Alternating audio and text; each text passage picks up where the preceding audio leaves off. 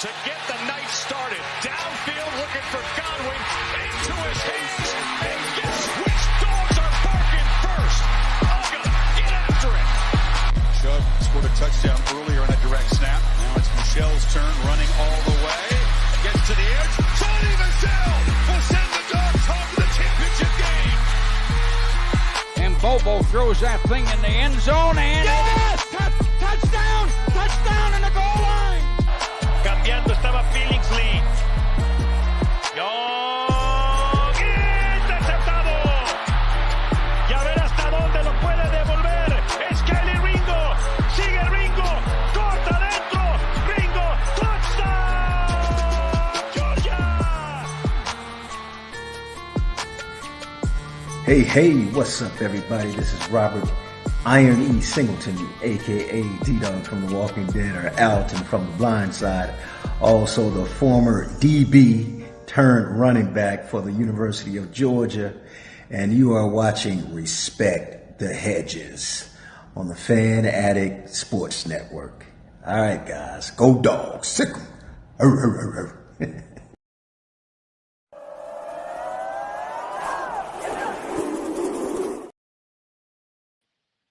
What's going on? Respect the Hedges family. We back in here for another episode. It's the G-Day pregame show, man. And as always, we brought to you by the Tailgate Kings.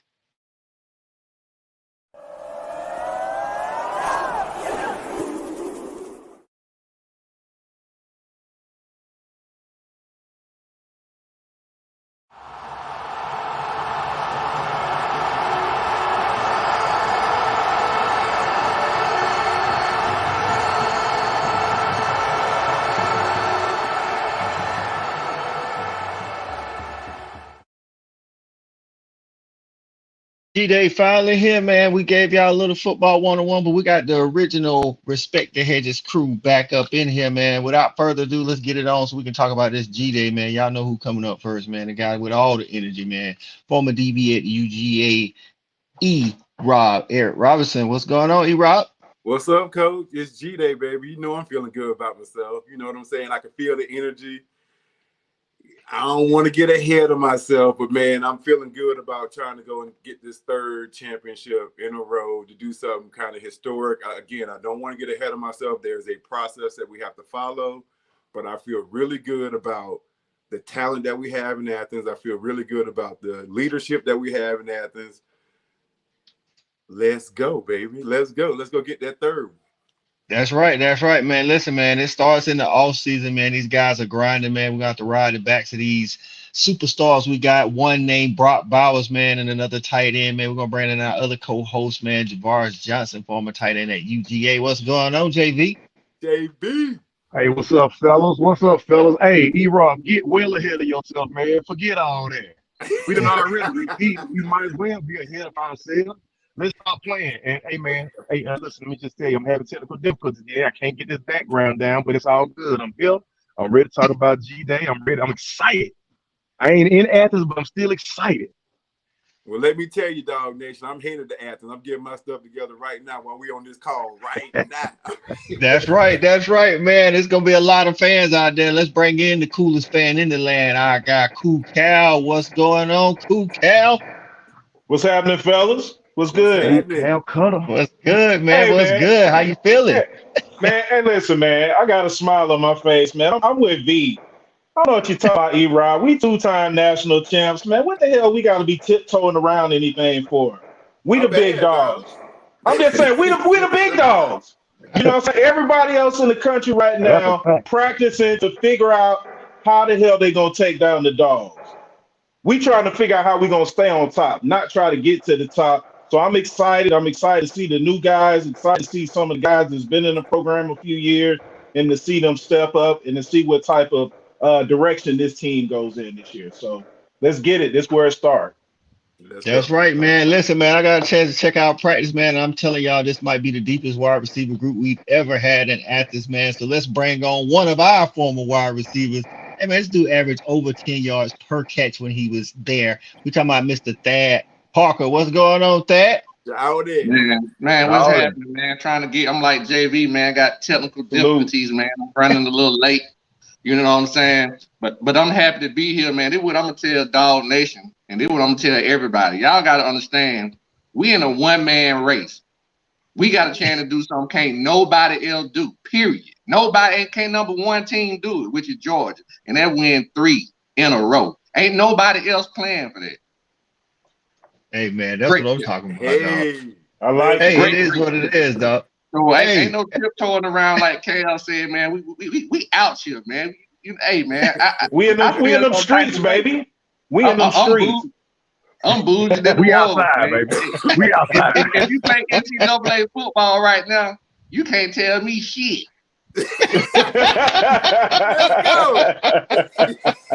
That's right, man. That's right. Talking about it. being outside, man. Let's bring in our final host, man. We talking about another wide receiver from UGA, man. Our guy CA. What's going on, Corey Allen on his way to Athens? He already had it. You already see me, man. I'm en route. I'm on the way to check out what's the latest on the recipe for these dogs. You know, we still running it back all over again. We gonna, courtesy of the Tailgate Kings. But man, I'm excited. I want to go down here and check out, what's going on here lately. I mean, just like Thad said, we on the mountaintop. We belong here, and now we just want to stay here. We're just gonna make sure we do everything to stay in this position. I'm excited to see what Kirby's got cooking. I want to see what these new pieces look like, and I want to see who's ready to step up and be a leader in this team. So I'm excited. Headed down here now, Coach. That's right, man. Hey, man, Athens is crazy out there.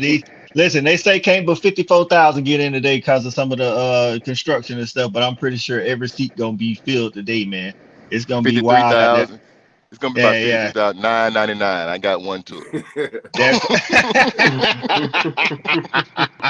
Hey, man, let's kick this thing off, man. Like, hey, man, Cal, man, I know you already said, man, we the ish. That's what it is. You know what I'm saying? So going into this G-Day, man, what you looking for this G-Day today, man? I'm looking for a lot, kind of to see the direction of the team is going to go in. We always know our staple is going to be defense and being one of the best defensive teams in the country. But are we going to be, what style of defense are we going to be? Are we going to be an attacking defense like we were a couple of years ago where we're getting a bunch of sacks? Or are we going to be the type of defense that we were last year to kind of keep everything in front of us? But at the same time, it's effective either way. Another big thing I'm looking at, man, is I want to see what this offensive line looks like. I've been hearing a lot about Ernest Green, how he looks different in the run game. He pushes people around. I kind of want to see, the physicality of that run game and to see what that looks like. And I'm also really interested to see what the receiver core looks like. I know we talked a little bit earlier about this may be the deepest receiving core that we've had. I want to see some of those guys. I want to see some of those guys get downfield, start to make big plays, and just overall, just to start to see the shape and form of what this team's going to look like this year. That's what's up. Hey, Thad, man, what you looking at? What you looking to get out of G-Day today, man? I know, they shut it down by halftime. What you looking to get out of G-Day today? Some of the same similar things that Cal just mentioned. I'm really ready to see. Try to get somewhat of a glimpse on what this offense is going to morph into. Having a new offensive coordinator coming in brings change. And one thing about change is normally for the better. You know what I mean? So I'm really interested to see what kind of print and stamp Bobo can put on this offense. And, this whole quarterbacking thing, I'm an offensive guy. So one thing that the mailman brought to us, whether it been good or bad, or no matter what you thought, it was consistency.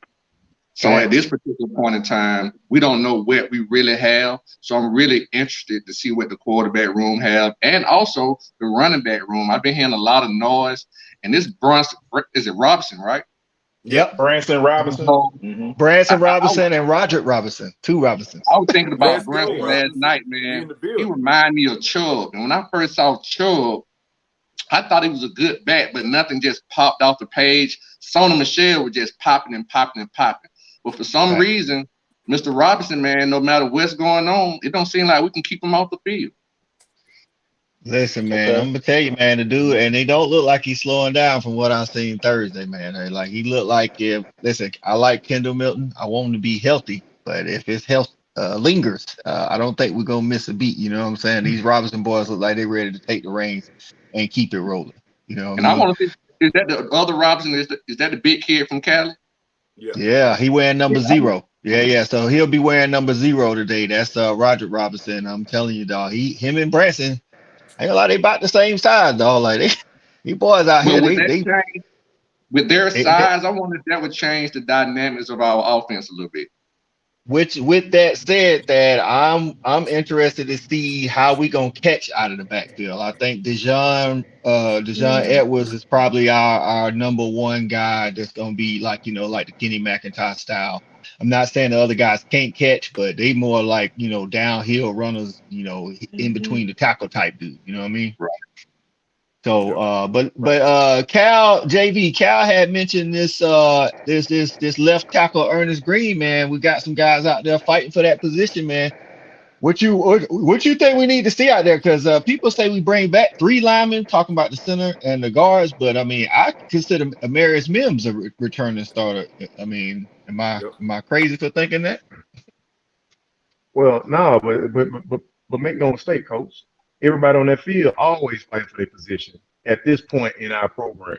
So it don't matter if you're a starter coming back, man. The reality of it is that every time you step on that field, whether you at practice and you in the springtime or you going to fall camp, you fighting for that position. Kirby does not have a rest on your laurels program out here in Athens, man. So what I do know, because I don't even keep up with the line. I'm totally look. In 16 we trust. If Kerr put them out there, I know he put them out there because they the right ones to get the job done. Don't tell me their names.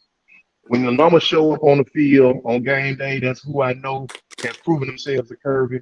But to your point, I think we had mentioned it before. I know one of the things I want to see is I want to see Beck. I want to see Beck have a true command of the first string offense because he knows he's the guy. That's a different type of swag that you walk out on the field with when you're the quarterback, when you're the number 1 guy.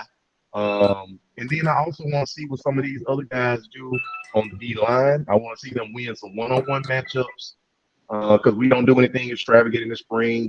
We ain't gonna really blitz or whatnot. But I want to see them win some one-on-one matchups.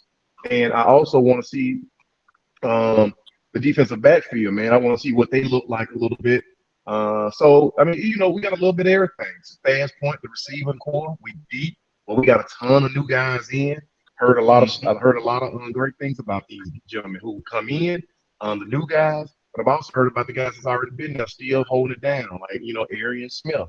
And so, from the receiver core to I ain't even gonna mention the tight end room because I don't want to be a homer. But let's talk about tight end room too. I want to see Lawson Lucky get on that field, man, because I'm hearing too much about it. I want to, because I know what Brock gonna do. You know what I'm saying? But I want to see what Lawson gonna do. Yeah. Hey, I get it. I know he got bent. I got confidence in Ben. I love that young kid too.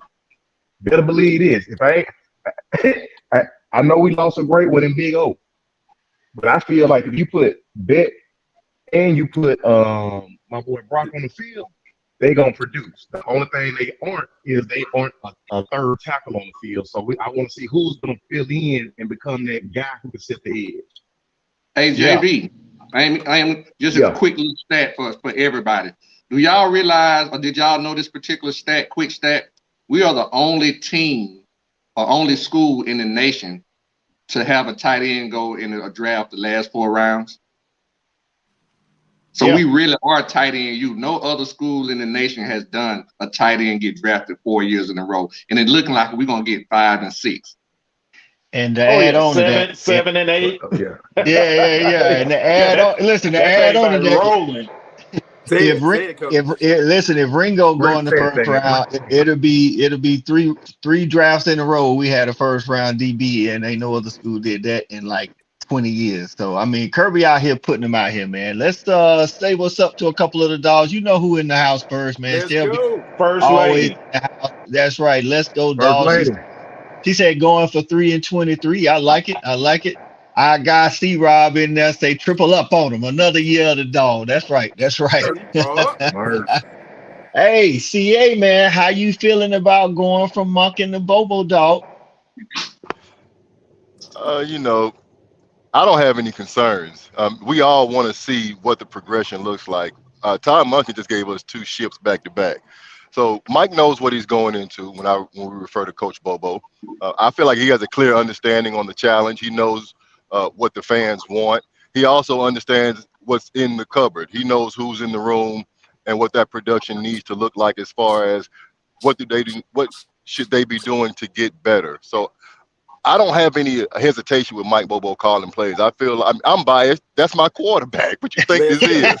But I'm just saying, 35 points a game still ain't no lie. You know, he does have a track record. He's got better talent at this point. When you look at the talent he had when he was the previous coordinator with Mark Richt, great guys. But I think right now, arguably, some of the better talent in the nation is in this Georgia locker room. So he does have the tools. It's about putting and piecing these guys together. So I'm interested to see how these quarterbacks are handling the atmosphere. Yes, we all anticipate Carson Beck to be in that front runner seat, but the competition behind him is very strong. It is a force. So he's going to have to show improvement. I agree wholeheartedly with what JV said. The names to me today won't matter. You're going to have to pop. I'm just going out here to take a good look at it, and what I see is going to tell me everything I need to know. If I see running backs catching the ball out of the backfield, then I need to know what my linebackers are doing in coverage. If I see my receivers taking the top off, then I'm curious as to what's wrong with my safeties and DBs. This will all pan itself out. And just like JV also said, you know, it's not really about tricking each other right now. This is one-on-one matchups. This is show improve time. Competition is every day. So even though you started last year, guy we just recruited is a 4- and 5-star, and he's chomping at the bit. So you need to prove yourself today. You got to prove yourself every day up until week 1. That's what excites me about the atmosphere. Yeah, the fans are going to be there, but these guys know they got to execute in this environment. It's not about the people around them. They need to be what they are going to be in the fall, and they got to show it now. So I'm not worried about Mike Bobo. Yeah, we got to score 35 points, and I think he's got a strong defense that's going to support him. But right now, as soon as we figure out these pieces, I'm willing to let it fall in place.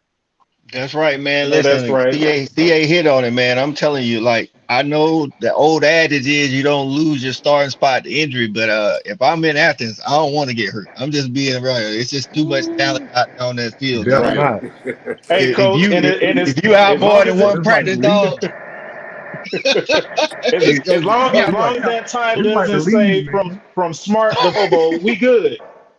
And we have to understand it really are no starters. It's always going to be with us now. We have so much depth. It's 1A and 1B. We have to play these guys because we have so many 5-stars. If they're not playing, they're leaving. So you got to understand you're going to be splitting reps no matter how good you are. And that's one thing, like Pat just said, you get reps, man. Kirby do better than any other team in the nation, man. We give kids reps, though. Like, we play more people. I found out this week we played more people than any other team in the nation, dog. And that's why a lot of these guys be holding out, you know what I'm saying, staying because they learning and they getting them reps, dog. And that's why when we play in the late, you know, the playoffs, if we lose somebody like we did, Darnell Washington went down early second quarter in the semifinals. We got somebody right there. Like, we missed Big O, but somebody else got to step up. And because Kirby play everybody, you know, throughout the season, we be ready for that kind of thing. You know what I'm saying? And we got a lot of good recruits coming in, Cal. I know you keep up with the recruits. Everybody been talking about quarterbacks and wide receivers and DBs, but what people ain't talking about is there's no Nolan Smith, there's no Robert Beal. You know what I'm saying? Like, we got who are these guys on the edge? You got the Gabe Harris's, the 5-star. We got guys that came in last year, the Marvin Jones Jr. What you thinking about this edge? Wait a group, minute, man? Coach. Wait a minute. You ain't asked me what I wanted to see in G-Day, man. That's what I wanted to see. Because we thought you were getting ready. I'm saving you for the defense. You getting ready to go. Listen, I got a specific question about that defensive secondary for you. That's why. Hey, man, let the producers produce, man. Let y'all let the producers produce, man. Y'all boy wild. Y'all boy wild. Hey, E-Rob, man, get out the man video, man. Get out the man video. Hey, man, this edge battle gonna be something serious, man. Come on, man. I had my stuff all queued up, man. I was ready to go there, man. Hey, well, you can add on to whatever Cool got to say, man, and then we'll talk about them DB. This edge battle, listen. I think, hey, say what you want to say, E. Say what you want to say. I'm gonna say it with my chest. I'm gonna say it with my chest too. All in video. Hey, shout out to Dogs Let Them Hang. Say it's It's only only April. April. And they already 0-1. That spring game was a travesty to all sports on TV. The Oh, other it's day. Auburn. Oh wow, wow. Oh, don't even When get did me. they Yeah, play? Auburn played last Saturday, terrible. and then and Florida played Thursday. Florida beat each other 10-7 off a walk-off field goal, and they literally rushed the winning team. Literally rushed the field, bro. I was like, bro, this is where Oh Florida done wow. fell to. I You love hate it. to see it. No, I don't. I love it. Listen, couldn't happen to a nicer group of guys. So, I love it. yeah. Cal, what you thinking about these edge, man? What we gonna do out there, man? Because we had the guys to get out to the quarterback, but they've been solid in that run game, though. They setting that edge, you know what I'm saying? Now we got Chaz Chambliss is really the only returning guy. Right. So that's another area, when I spoke about, trying to see what direction the team is going to go in, because we do have a lot of young guys.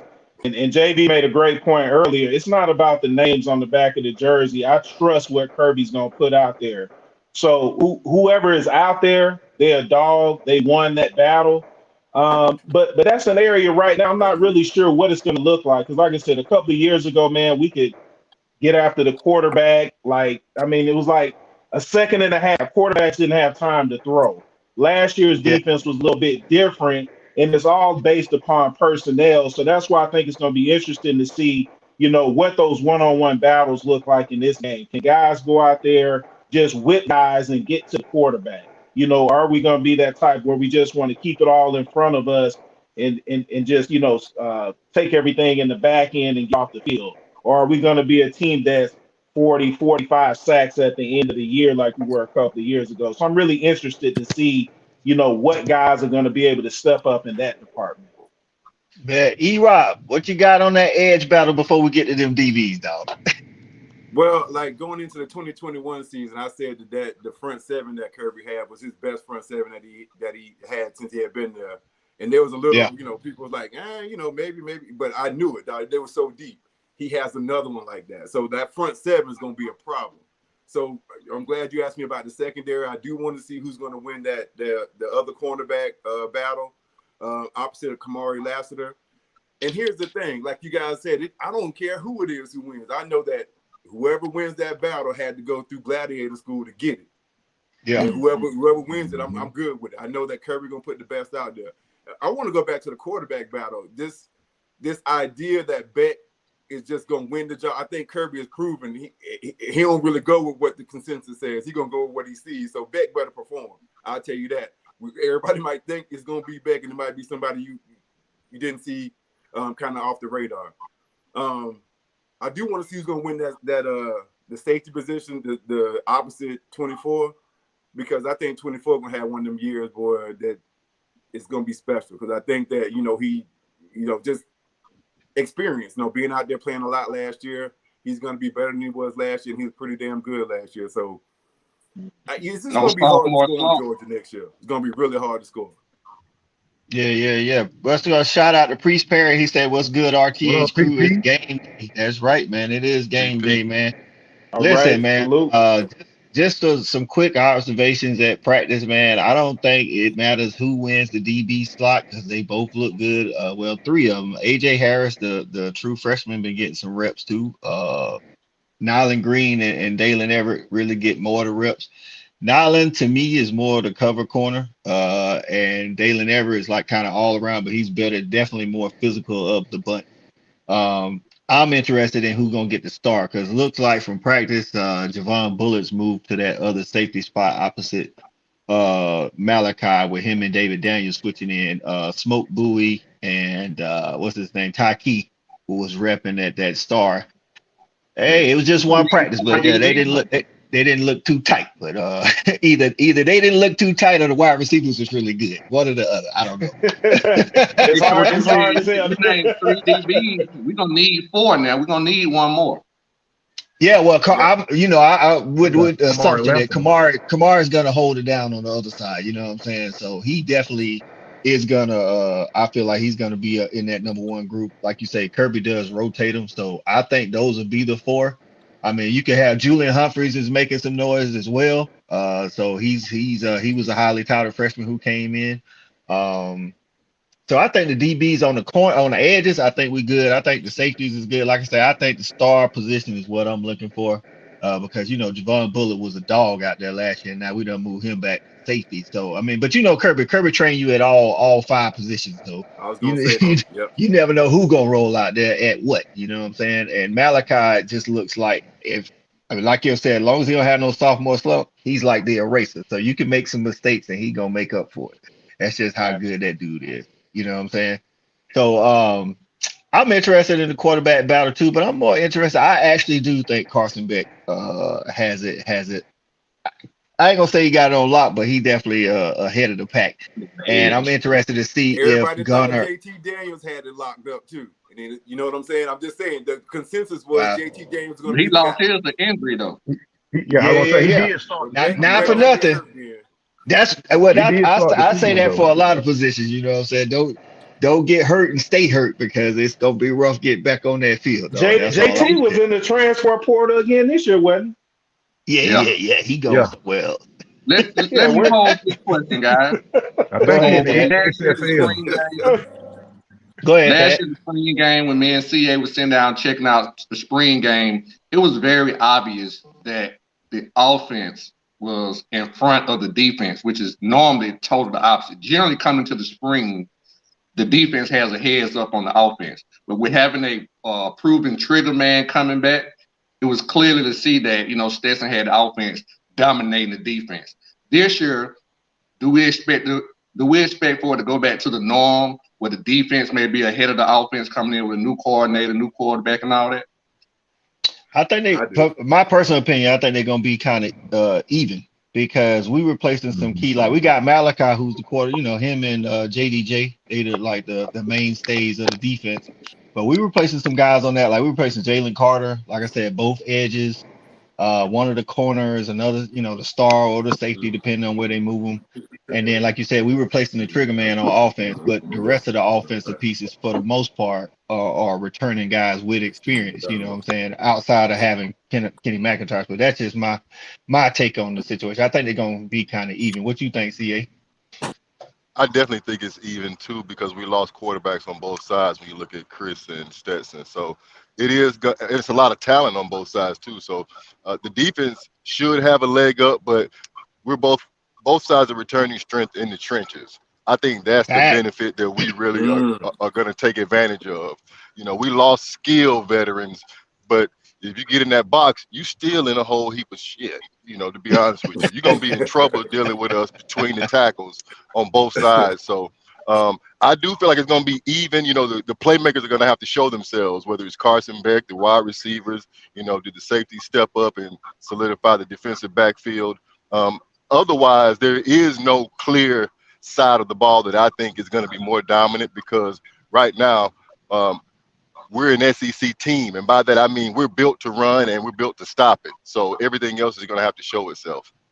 That's a good point. See, I think that was one of the reasons why it was hard to stop us last year because we could win any kind of way, any kind of fight you wanted to fight, we could do it. You know what I'm saying? JV, what you thinking, man? The offense or the defense? Who you think got the edge? Listen, man, I don't want to sound like a broken record, but I think both CA and yourself are right on the head with it. Just because we done lost some guys. The defense, they should be and should have an advantage somewhat and have a leg up. Just simply because, defense attacks, right? It ain't necessarily at all times about thinking. You got to know your assignment, but you build to attack. Offense has to think, read, so forth and so on. So without it actually having a seasoned trigger man back there, or let me just say, a seasoned trigger man that has seen some real live game fire, then you might be dealing with a little hesitation. You might not be throwing a receiver open. Instead, you might be trying to throw to a receiver when he open. I say with that, the defense may have I use old country term, a smidgen of a lead when it comes to that, but not much. Facts. Cool Cal, man. What you thinking, man? Offense or defense, man? Who's gonna be ahead? Who's got some catching up to do? If I had to pick, I'd say the offense has a little catching up to do, just for a couple of reasons. We have change of quarterback, losing a 2-time national championship quarterback. We've got a change in the offensive coordinator. So there's going to take some time to get some continuity down to kind of to gel. I think the defense, obviously, because we're always going to lose people on defense because we're always so talented and so good on that side of the ball. But we've got people waiting in the wings. I think that Malachi, we're talking about just as a natural born leader, he's going to step right into that role and be the quarterback of the defense. And we got Kirby Smart. He's not only the best head coach in the country, he's also the best defensive coordinator in the country. So I think based upon those things, the defense is going to be a little bit ahead of where the offense is to me, until the offense kind of gets some more continuity, gels a little bit more. And not only that, we're still speculating on who the quarterback's going to be. We all think it's going to be Beck, but we don't know it's going to be Beck game one right now. So I think once that gets solidified, the offense can take steps to catch up a little bit. Bet. E-Rob, your thoughts, dog? Like Cal has some good points, dog. Like Kirby being at the helm, on that defense, and Schumann and Muschamp, that kind of may give them a little edge on the deck. Yeah, man, I agree with what everybody on the panel said so far. And I'm going to use that word that JV used. I think the defense is going to be just a smidgen ahead of the defense for all the reasons that Cal just said, the talent, the continuity. So it's going to be a little bit of a work in progress with the offense, but nothing to worry about. Like when you got that much of a talent base, you feel good about it. And I feel like that culture's baked in about what the standard is at Georgia on offense, defense, and special teams. There's a standard, and it's just, either you're going to rise to it or you're going to get passed by. And that's just where we at. Now, look here. I'm about to go hop in my truck and head to Athens, so y'all got to do the rest of this without your boy. So I'm getting all out the video and all that, so y'all do y'all thing, man. Go Dogs. Go Dogs. That's what's up. Hey, good question, Thad. Good question, Thad. I got a question for you, though. Who you think, if you had to pick somebody right now, is the key to our three-peat? You know what I'm saying? The guy that we got, the position, more say, the position that has to come through for us to be elite. I mean, for me, it's easy. It's gonna be the trigger man. I mean, I always fall to the trigger man. You got to, because other than the center, he touched the ball more than anybody on the field. You know what I'm saying? So with that being said, the kid has a lot of weight on his shoulder. A lot of immense pressure, whether he or anybody else wants to admit it. He's coming behind a two-time national winning quarterback, and he's coming to a program. He's getting to drive a car that somebody would say, I already got all the bells and whistles. Jed don't wreck it. You see what I'm saying? Yeah. So it's like you already got the key to the Ferrari, bro. You just can't wreck it. So I think, in my opinion, that's going to be the most important position, because that particular position, you got to be able to put people in the right place. And you know how I always say, I don't care how good or somebody you say they are, you got to be able to make the throws, bro. You got to be able to make the throws. So to answer your question, I'm going to lean towards the quarterback position. It was, pretty straightforward for me. Okay, Cal, I'm gonna give you a little bit more specific on that defense, man. Like on 2021, that front seven was tough. You know what I'm saying? And then you alluded to how last year we kind of just kept everything in front of us and didn't give up no big plays. So what's the key position or player on the defense that's got to hold it down for us to be that elite defense? I think for us to be an elite defense, I think it's going to be who's going to be that second corner. I know what Lassiter is going to give us. I'm looking for him to have an All-American type year. I think he's that kind of guy, that kind of player. So I'm looking to see what that other guy, and like we said, we've got Nyland, we've got Daylon, we've got AJ coming in. Those guys are going to fight it out. Are those guys going to be able to step in and basically kind of give us what Kwame did last year when he stepped in on that other side? So I think if we can solidify that, I think we're good everywhere else on defense. I see us being another, top 2-3 defense in the country again. Bad. CA, man, you mentioned how we're putting up those 35 points a game. You think it's going to take that again this year, like 35 to 40 points a game, or will our defense be able to hunker down like 2021 and all we need is about 24? So It's hard to say because that's going to depend on the competition in some regard. I think it's going to be necessary for us to win some games with points. We won't be able to just lean on defense like we did in 21.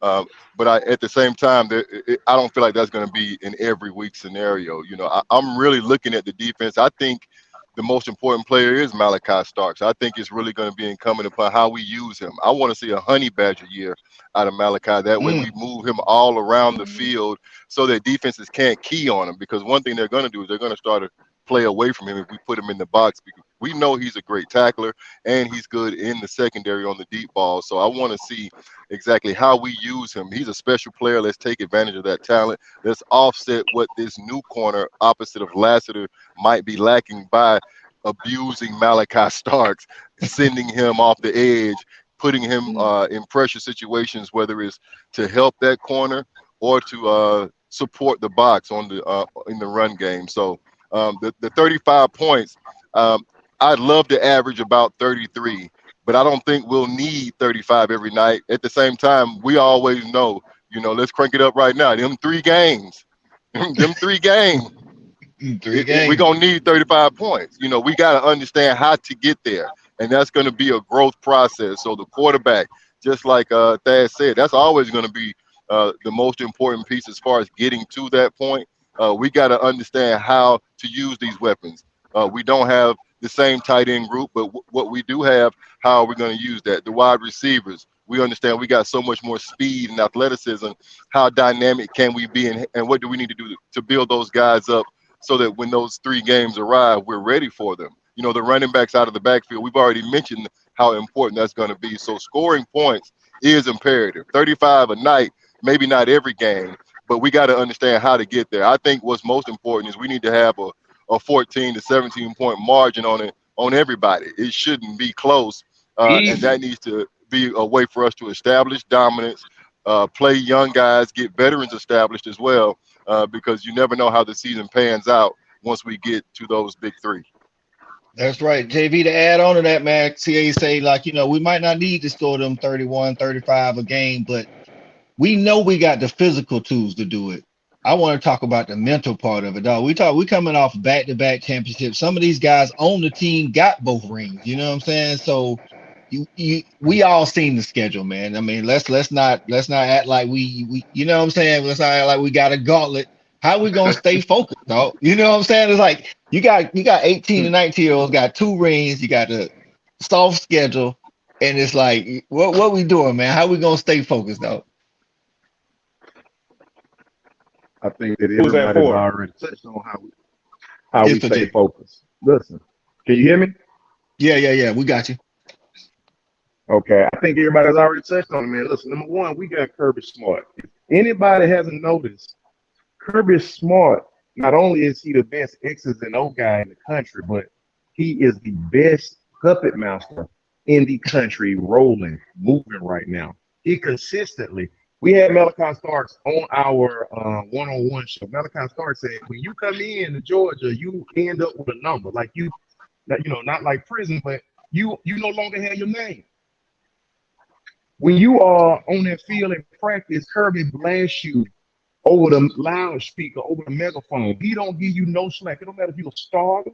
It don't matter if you are, a 5-star, a 4-star. He lets you know, hey, man, that 1-star just went out here and cooked you, dude. Ain't you supposed to be a 5-star? You supposed to be one of the best guys I got going. All on the microphone. All on the microphone, brothers. Honeymoon over once you sign that scholarship. Hey, listen, the strength that Kirby instills in these guys in practice, it only rolls over to game time. And he's the best in the business. He understands it because, of course, he's seen it. He was involved with it when he was at Alabama. He saw how Saban did it, but now he's added his Kirbyism to it. He's spiking the punch, and these guys are drinking it. And when they go out there, it's almost like Popeye and spinach, baby. Once they pop that clutch, it's time to go. So I don't have no doubt about the fact that I told you before, one of the things I'm so impressed about Georgia now is when you step off the bus, a lot of times I used to always be concerned about who's going to show up. I'm not really that concerned about if we're going to show up. I'm more concerned about how well we'll show up because I know we're going to show up. Gotcha. Answer your question. It's because it's Kirby and it's because he's the best in the game. That's how we keep it straight. He mentioned that JDJ and Smile came in the spring, kind of they wasn't giving that same hungry dog effort at the beginning. All he had to do was really show them spring practice from last year and spring practice the first couple of practices this year, and then they kind of turned it back on. Thad, what you got on that? Just to kind of piggyback a little bit to add to the question that you asked JV, I hate to bring up a bad situation, but with the loss that we just recently had, I honestly think that was something that kind of, if we were not focused, that was something that could be used as a tool that he used as a tool to refocus this team. Like, you got to know how to handle success. At the height of our success, we had something to slap us back down. So you got to know how to handle success. And I think that particular event might help, get the guys more focused. I got you. And to play every down like it's your last, because you don't know when it will be your last. You know what I'm saying? So I definitely agree with that. So, hey, man, it's G-Day, man. CA up in the madness. E-Rob about to be in the madness. Dad, you going out there? Yeah, I think I'm going to slide on over there, man. I won't be lazy, man, but I think I'm going to get this second win and go get some of that free food. I'm getting a little hungry. That's all I'm talking about. Hey, man, we saw. Listen, man, one was on Facebook talking about the Letterman game, man. It's like some wages have been thrown down. I know you guys kind of pass up on that, so it's gonna be interesting. Say it's over with there, like you been playing days. I'm gonna read about it. I don't want to be about it. Yeah, those days are done, man. The way this co-pay and the recovery set up. There you go. No, I ain't in no position to do that. Right. What's the last game y'all played in? We just want to. Yeah. So Thad, what's the last Letterman game you played in? What year? The Letterman game. Once I hung up the cleats, I hung up the cleats, bro. Oh, okay. You know what? The funny thing about those games, most Lettermen don't participate. It's only it's a small group of guys that get out there consistently, but I got out there twice, and okay, you can't really look. It's still the hedges, so you're gonna get out there, you're gonna get that hop in your step, you're gonna start to feel like you can still do it. Ball coming, that hamstring got the call in your neck. Like, man, you better slow your ass down. I ain't finna So yeah, exactly. I went out there twice, played that game. I had the kids with me trying to show out. That's a wrap. What CA? What year was that?